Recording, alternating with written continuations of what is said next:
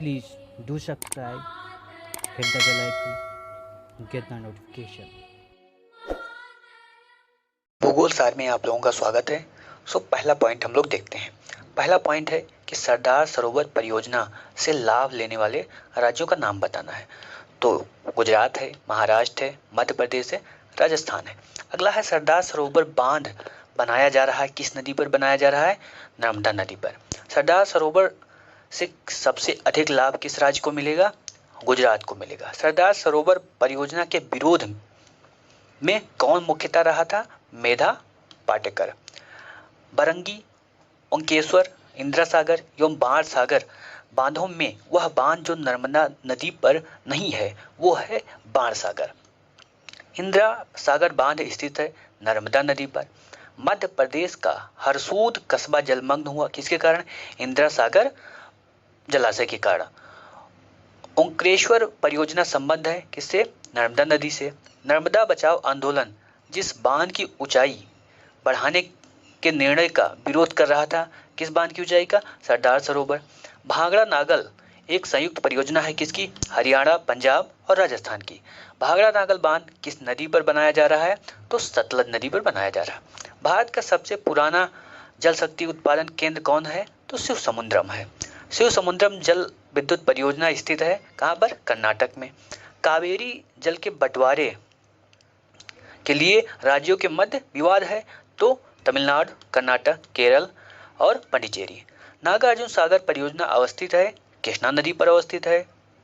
भारत में नागार्जुन सागर परियोजना स्थित है किस प्रदेश में? आंध्र प्रदेश में। हीराकुंड बांध बनाया गया महानदी पर। आगे देखते हैं हम लोग। वह जलाशय जो चंबल नदी पर बना है, राणा प्रताप सागर। चंबल नदी पर निर्मित बांध कौन सा है? गांधी सागर। वह नदी घाटी परियोजना जो एक से अधिक राज्यों को लाभ देती है, तो चंबल घाटी परियोजना है। मयूराक्षी परियोजना है। चंबल घाटी परियोजना संबंधित है गांधी सागर, जवाहर सागर और राणा प्रताप सागर। 3 सागर चंबल घाटी परियोजना के अंतर्गत बनाए गए हैं। टिहरी बांध उत्तराखंड में निर्मित किया जा रहा है किस नदी पर? भागीरथी नदी पर। अगर आता है भागीरथी नहीं रहती तो भागीरथी और भिलंगना नदी रहेगा। मेथान, बेल पहाड़ी एवं तिलैया बांध बनाए जा रहे हैं बाराकर नदी पर। कथन कारण, दामोदर घाटी कॉरपोरेशन के विकास के पूर्व दामोदर नदी पश्चिम बंगाल के दुख की नदी मानी जाती थी। सही है। दामोदर अपने ऊपरी भाग में तीव्रता से प्रवाहित होती है तथा निचले भाग में इसका बहाव क्या हो जाता है? क्षीण हो जाता है। तो दोनों सही है। दामोदर घाटी निगम की स्थापना कब की गई? 1948 में। तवा परियोजना किस नदी पर है? नर्मदा घाटी। हीराकुंड परियोजना किस राज्य में है? उड़ीसा। हल्दिया रिफाइनरी पश्चिम बंगाल। तारापुर केंद्र महाराष्ट्र।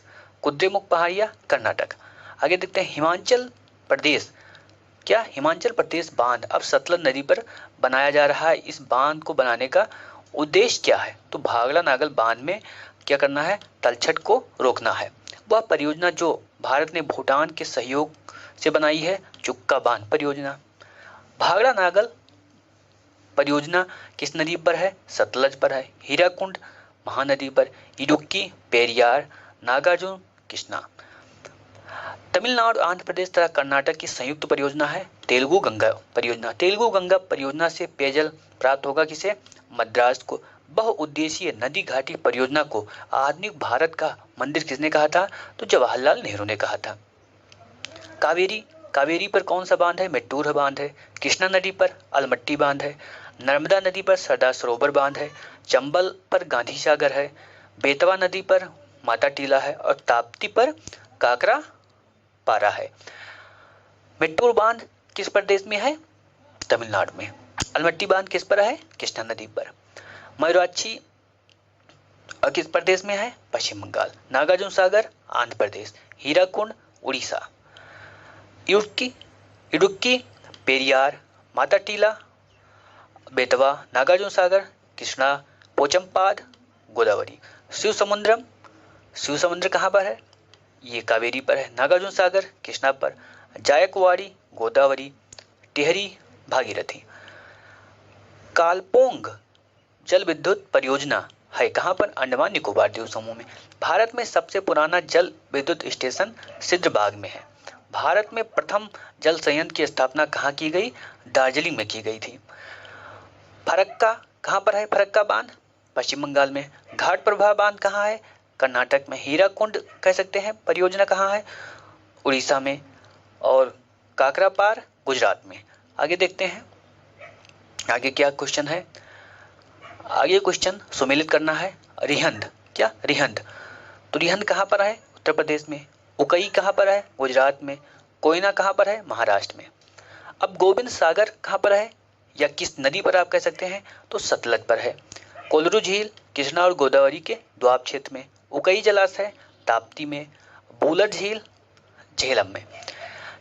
कालागढ़ बांध बनाया जा रहा है, किस नदी पर बनाया जा रहा है? रामगंगा नदी पर बनाया जा रहा है। तवा परियोजना होशंगाबाद। पोंग बांध बनाया जा रहा है किस नदी पर? ब्यास। मेजा बांध का निर्माण किया जा रहा है किस नदी पर? कोठारी। तुलबुल परियोजना का संबंध है किस नदी से? झेलम। बगलिहार पावर प्रोजेक्ट किस नदी पर बनाया जा रहा है? चिनाब। बगलिहार विद्युत जो परियोजना है कहाँ पर है? जम्मू कश्मीर में है। दमनगंगा, दमनगंगा परियोजना कहाँ पर है? गुजरात में है। गिरना कहाँ पर है? महाराष्ट्र में है। पांबा केरल में है। तपोवन और विष्णुगढ़ जल विद्युत परियोजना कहाँ है? उत्तराखंड में है। महाकाली संधि, महाकाली संधि जिन देशों के मध्य है? नेपाल और भारत। कलपक्कम कहाँ पर है? तमिलनाडु में है।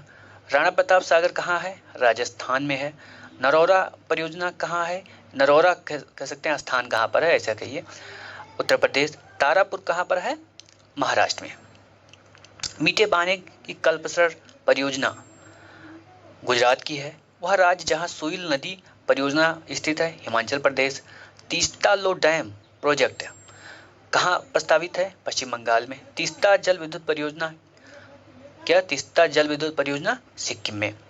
रिहंद, क्या? रिहंद सोन। रानी लक्ष्मीबाई बांध परियोजना बेतवा। रामगंगा परियोजना रामगंगा। रानी लक्ष्मीबाई परियोजना किस नदी पर है? बेतवा नदी पर है। दुलहस्ती परियोजना, क्या? दुलहस्ती हाइड्रो पावर स्टेशन कह सकते हैं, तो चिनाब नदी पर। चलिए जलाशय देखते हैं। भद्रा जलाशय कहाँ पर है? कर्नाटक में है। भवानी सागर जलाशय तमिलनाडु में। राणा प्रताप राजस्थान में है। गांधी सागर कहाँ है? मध्य प्रदेश में है। तिलैया बांध बाराकर नदी। गोविंद बल्लभ पंत सागर कहाँ पर है? उत्तर प्रदेश में है। गंडक परियोजना किन दो राज्यों का है? बिहार और उत्तर प्रदेश। वह प्रमुख राज्य जो प्रस्तावित किसाऊ बांध परियोजना से लाभ लेगा, कौन? उत्तराखंड और हिमाचल। चलिए आगे देखते हैं। पंचेत हिल बांध दामोदर नदी पर। राणा प्रताप सागर बांध चंबल नदी पर। वह बांध जो सिंचाई के लिए नहीं है, शिव समुद्रम। अति विवादित बबली प्रोजेक्ट कहाँ पर है? महाराष्ट्र में है। क्या? महाराष्ट्र में है। अब देखते हैं हम लोग कृषि। भारत की कृषि का इतिहास लिखा किसने? भारत का कृषि का इतिहास एक पुस्तक किसने लिखा है? रंधावा ने। भारत को इकोलॉजिकल जोन्स में बांटा गया है, कितने? 20 में। भारत की शुष्क पेटी की अर्थव्यवस्था प्रधान कृषि आधारित है। इसमें द्वितीय हरित क्रांति की बहुत ही क्षमता है। तो सही दोनों है किंतु व्याख्या नहीं कर रहा है। चलिए आगे देखते हैं कि देश का पहला कृषि विश्वविद्यालय कौन सा है? पंतनगर JBPU। यानी भारत में प्रथम कृषि विश्वविद्यालय की स्थापना कब हुई? और 1960 में यही पंतनगर वाला। यदि खाद्यान्न का सुरक्षित संग्रह सुनिश्चित करना है तो कटाई के समय आर्द्रता का अंश कितना होना चाहिए? 14%। भारत में भूमि उपयोग वर्गीकरण सन्निकट निरूपण है, तो बुवाई जो क्षेत्र है वो 47% है, वन 23% है लगभग, और अन्य 30%। कृषि में युग्म पैदावार का आशय है विभिन्न मौसम में 2 फसलों को उगाना। मिश्रित खेती में क्या होता है? पशुपालन और खेती दोनों को लेते हैं, यानी कि पशुपालन और अनाज उत्पादन। प्रकृति पर आर्थिक निर्भरता, क्या? प्रकृति पर अधिक निर्भरता, उत्पादकता का निम्न स्तर, फसलों की विविधता तथा बड़े खेतों की प्रधानता में से भारतीय किसान की विशेषता कौन सी है? तो बड़े खेतों की प्रधानता भारत में नहीं है, सब छोटे छोटे खेत हैं। पारंपरिक खेती के आधुनिक खेती में रूपांतरण में हरित क्रांति की तकनीक महत्वपूर्ण भूमिका निभाई है, बिल्कुल। इसमें सामाजिक और पर्यावरण लागत सम्मिलित नहीं किया जाता, तो दोनों सही है किंतु व्याख्या नहीं है।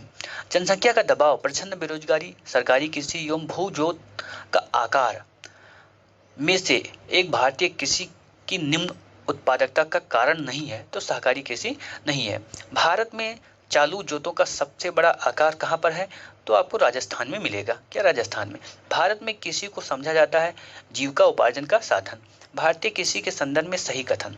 भारत में दालों की खेती के अंतर्गत लगभग 80-90% क्षेत्र क्या है? वर्षा द्वारा पोषित है।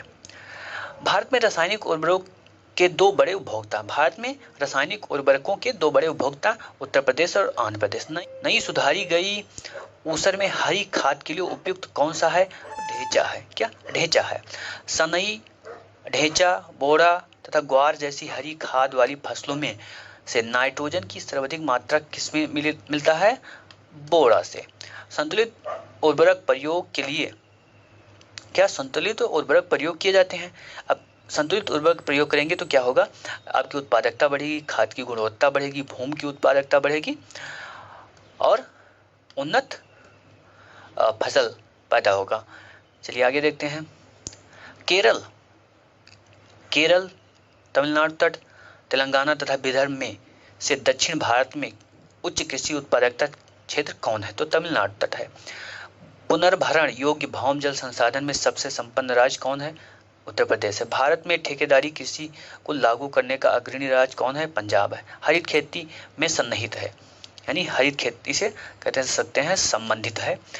समेकित कीट प्रबंधन, समेकित पोषक पदार्थों की आपूर्ति, समेकित प्राकृतिक संसाधन प्रबंधन।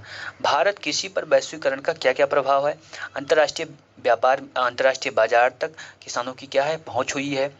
नकदी फसल पर ज्यादा बल मिला है और पैसा कमाने का एक साधन बन गया है। आय असमानता में वृद्धि हुई है, यह भी वैश्वीकरण का प्रभाव है। ग्राम बीज संकल्पना के प्रमुख उद्देश्य का सर्वोत्तम वर्णन क्या है? किसानों को गुणवत्ता युक्त बीज उत्पादन का प्रशिक्षण देने में लगाना और उनके द्वारा दूसरों को समुचित समय पर तथा वहन करने योग्य लागत में गुणवत्ता बीज उपलब्ध कराना। यज्ञमार्ग क्या है? गुणवत्ता गारंटी मोहर है। क्या? कि गुणवत्ता इसका अच्छा है, यानी पर्यावरण के अनुसार है।